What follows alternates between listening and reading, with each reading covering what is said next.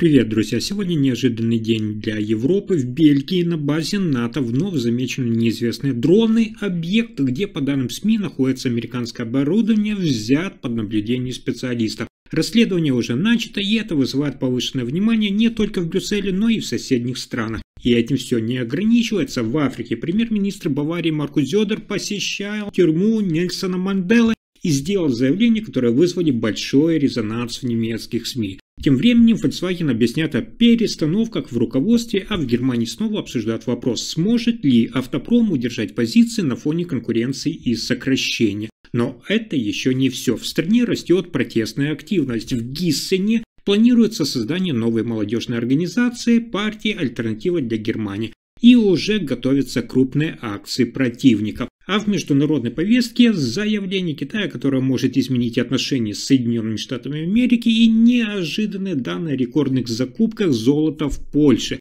Все это разберу прямо сейчас. Спасибо, что поддерживаете канал подпиской и делитесь с друзьями этим видео с событиями последнего часа.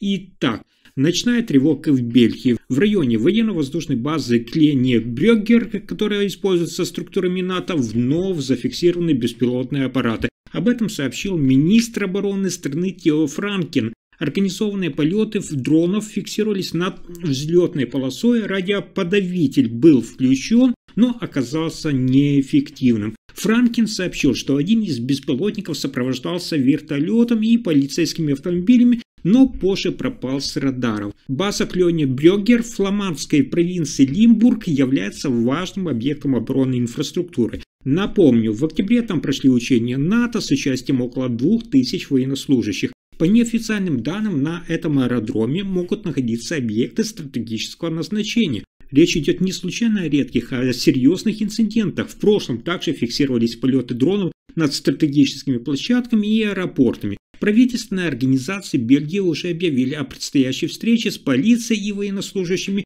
для анализа угрозы и выработки мер. НАТО направило официальные запросы к Бельгии для выяснения всех обстоятельств. На фоне обостренной ситуации безопасности в Европе этот случай показывает, даже аэродромы с высочайшим уровнем защиты остаются уязвимыми. Итог пока один. Расследование начато, меры под усилением, а контроль в приоритете.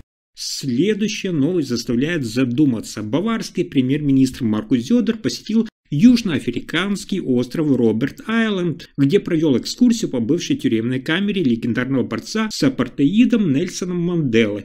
Во время визита он подчеркнул, цитата, «Нельсон Мандела – одна из самых впечатляющих личностей 20 века».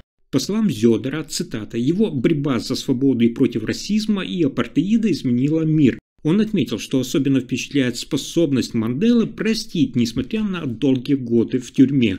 Зёдер добавил, что благодаря таким лидерам, как Мандела, Южная Африка сегодня является одной из наиболее устойчивых стран Африки. В ходе поездки премьер-министр провел также встречи с научными и образовательными организациями, подчеркнув, обмен опытом важен для Германии и Баварии, особенно в вопросах примирения и справедливости. Следующая новость связана с обсуждением курса автомобильной промышленности Германии. Генеральный директор концерна Volkswagen Оливер Блюме объявил, что в 2026 году он перестанет совмещать две руководящие позиции главы Volkswagen и руководителя дочерней компании Porsche. Теперь он сосредоточится исключительно на управлении Volkswagen. Такое решение стало результатом давления акционеров и контролеров на улучшение корпоративного управления. Решение было одобрено наблюдательным советом компании Porsche, получит своего собственного руководителя, имя которого пока официально не объявлено. Блюме, напомню, возглавляет Volkswagen с сентября 2022 года, а Porsche с 2015 года. Его двойная такая роль вызывает критику. Считалось, что распределение внимания между двумя мощными брендами мешает стратегическому развитию обоих. В пресс-сообщении Volkswagen указано, что смена руководства позволит усилить фокус на росте бренда Porsche и ускорить трансформацию к электромобилям, в то время как Volkswagen сосредоточится на глобальной стратегии и масштабах производства. Аналитики отмечают, такое разделение ролей может укрепить оба бренда. Для акционеров это сигнал, Volkswagen готов меняться и реагировать на вызовы времени. Но на этом сюрпризы дня не заканчиваются. В городе Гиссен В земле Гессен планируется учредительное собрание новой молодежной организации партии «Альтернатива для Германии» АДГ. Организация, которая носит рабочее название Generation Deutschland, должна быть создана 29 и 30 ноября. Лидером проекта назначен депутат Бранденбургского Ландтага Жан-Паскаль Хом. Он уже заявил, что новая структура будет сильнее контролироваться партией и не повторит ошибки прежней молодежной организации. Противники этого шага – это коалиция активистов, объединившая, например, климатические движения. Под названием «Противостояние» группа объявила, что намерена блокировать данное мероприятие, планируются массовые демонстрации и ограничение движения в районе проезда-съезда. Полиция готовится к крупным акциям, ожидается внимание, участие до 40 тысяч человек, поддержку окажут подразделения из других регионов Германии. Представитель полиции региона Гессен сообщил о координации действий и усилении мер безопасности. Для политической партии «Альтернатива для Германии» создание новой молодежки – это попытка обновления и усиления своего влияния. Для протестующих это сигнал тревоги. Они считают, что речь идет не просто о смене названия, а о расширении влияния партии среди молодежи. И это только начало. Пекин упрекает Вашингтон в создании избыточного информационного напряжения вокруг экспортных ограничений на редкоземельные металлы. Представитель Министерства торговли КНР Хэ Йон Цюань заявил, что Соединенные Штаты Америки грубым образом исказили ситуацию и создают ненужный страх.